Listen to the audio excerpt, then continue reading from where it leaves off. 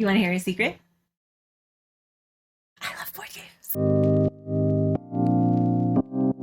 Welcome and welcome back, everybody. It's Tia here, and today marks an exciting day because this is the start of what I hope will be a brand new, beautiful series here on the channel. If you're here watching this, you may relate, but I cannot help myself when it comes to board games. My time, my energy, my thoughts, my emotional investment, I can't help but give all of it away anytime there's a new game out that I absolutely love. And there are certain publishers, designers, artists, genres of games that just absolutely make me lose my goddamn mind and my wallet. So I'm here today to unabashedly share some of those with you. Today, I thought we would start off the series with one of my all-time favorite publishers, and that is buttonshy Games, which was founded by Jason Tagmeyer. A little background on buttonshy Games before I get into some of the amazing games that they have published. Buttonshy was originally a button manufacturing company, and sometime around 2007, Jason switched it over from that into a board game publishing company. Their big shtick is that they focus on publishing 18-card wallet games, which means they are games that literally come in a tiny little wallet. And they release a new one of these games once a month. That means 12 new games a year. They also host a design contest. So not only do they publish works from huge designers like Scott Almes, but also just your everyday Joe who wants to create a board game, which I think is so amazing and so refreshing to not only have that level of involvement from the community, to not only have a really unique and efficient and streamlined idea and philosophy about board gaming and about their place within the board gaming community,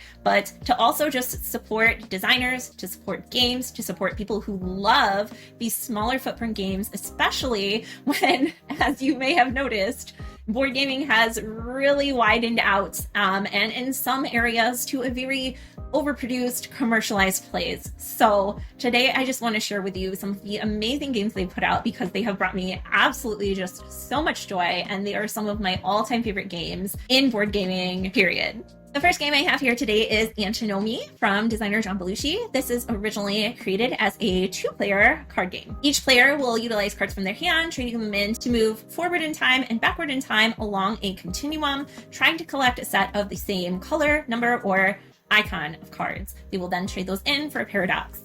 More recently, there was a solo player expansion released for this, which allows you to play it solo. And I have to say, the two-player game is great, but if you don't have a second person to play with, I would recommend this game just based on the solo mode alone because it is that good.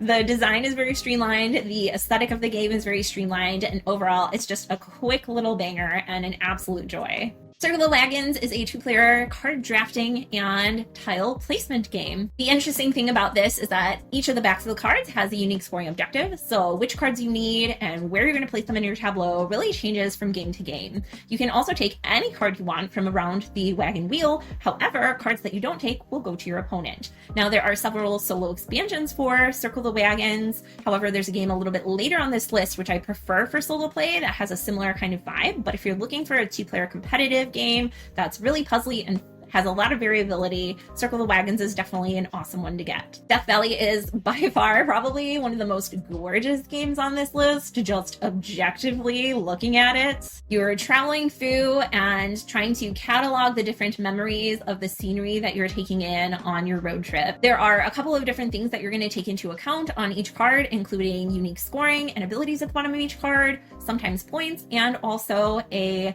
symbol up in the top left corner.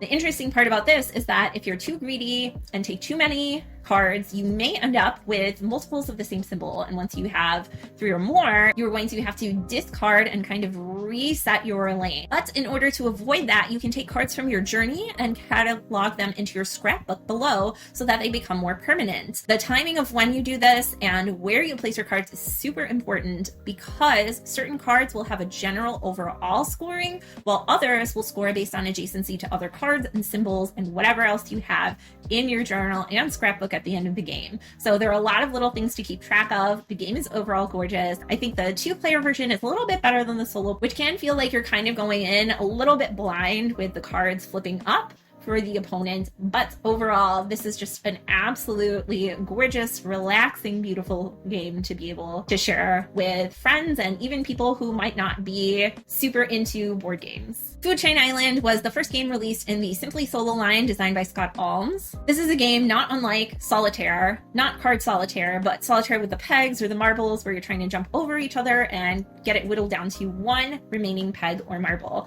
However, in this case, you have cards which represent different animals on an island that are trying to eat each other. So animals can only snap to and consume animals that are 1, 2, or 3 sizes smaller than them. And each card will have a unique ability that kind of plays off of the animal. In addition to that, there are quite a few different little expansions for this, including water creatures, which give you unique powers from game to game, flying creatures, which will give you harder objectives to achieve throughout the game, and legendary creatures, which will expand out your grid for even more fun. The art for this game is so cute and whimsical. The rulebook, even though it's only like the 2 pages, is really fun to read through. And overall, this is a game that just really puts a smile on my face. It takes 2 seconds to learn how the game works, but learning how all the cards go together and puzzling through each time is a really fun and exciting experience.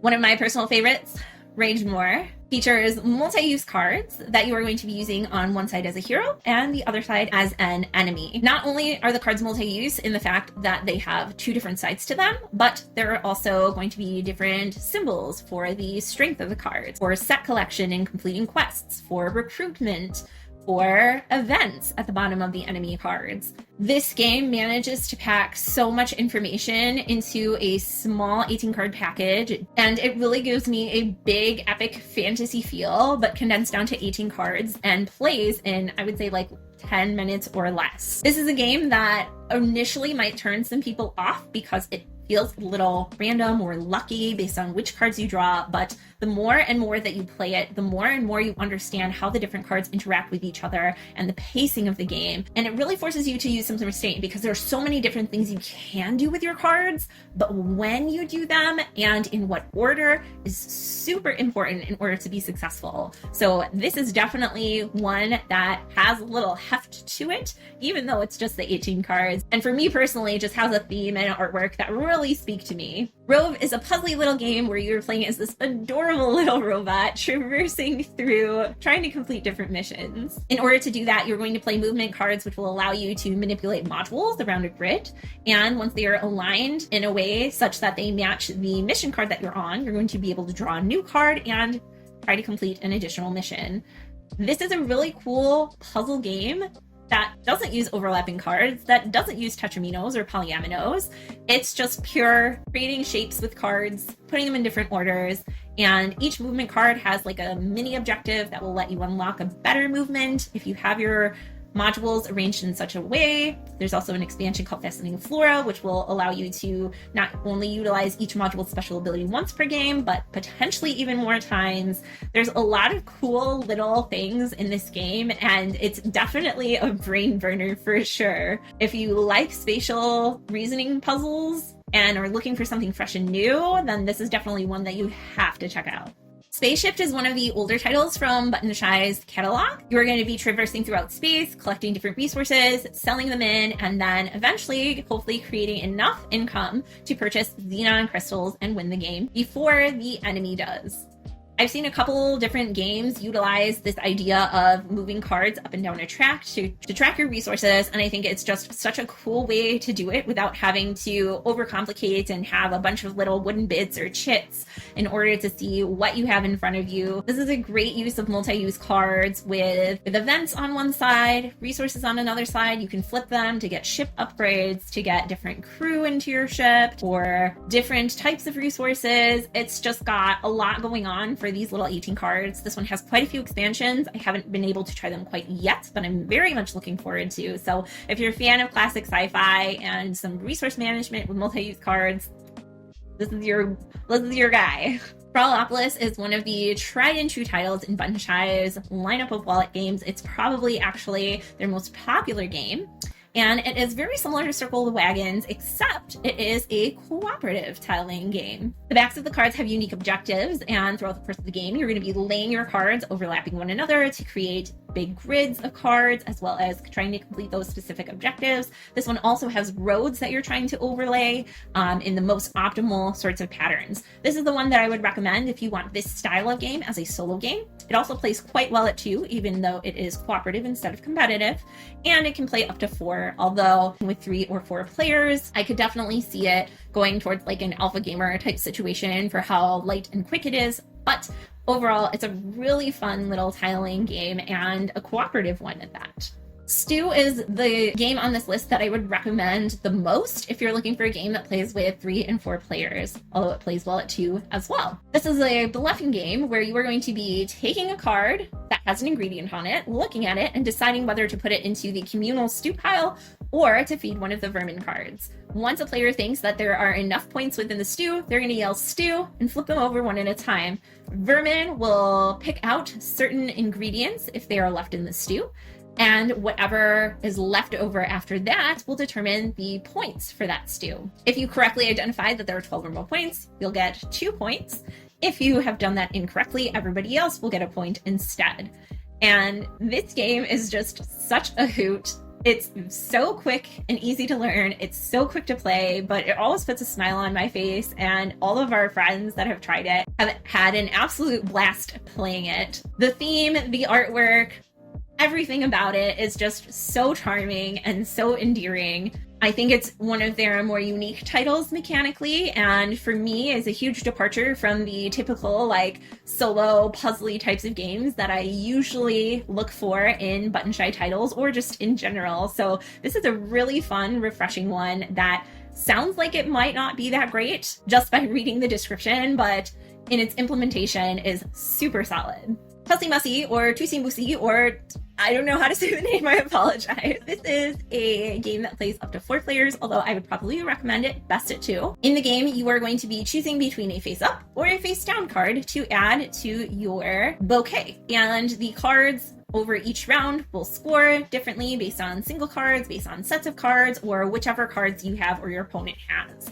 The presentation for this game is gorgeous, and while it is very light, it also plays very fast. At 2 players, if both players know what they're doing, you could literally probably whip this game out and play it in 2 minutes, and I think that's the perfect length for it. It's very refreshing to see a set collection game that isn't watered down with so many different cards and so many different abilities. It's just quick and straight to the point. It knows what it's about. There's also a solo mode, which I'm super excited to try because I have a feeling that it will be very similar in terms of its implementation. And this is another one that might be great to pick up if you're looking to get more friends or maybe a partner, or even if you have a kid who is interested in playing board games. This one is super accessible and really quick and fun to play, and it's a great one to help introduce newcomers into the hobby. Finishing things out, we have The Maiden in the Forest from designer Todd Sanders.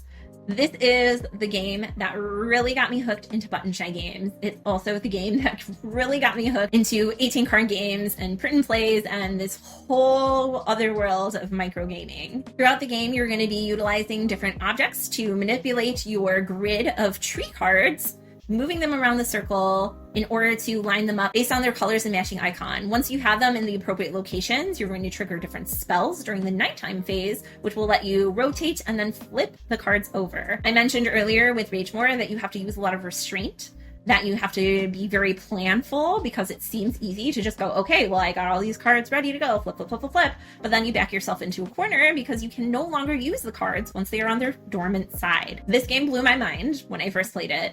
Still to this day, it's one of the most streamlined, elegant designs, both in its presentation and in its implementation of its mechanics. I can't speak highly enough about it in terms of this genre of games and how much I absolutely am enamored with it. And part of that is a little bit of bias because this, like I said, was the game that got me into all of this. But that being said, the reason why it got me so invested so quickly into microgaming and buttonshy as a publisher is because of how amazing it is overall.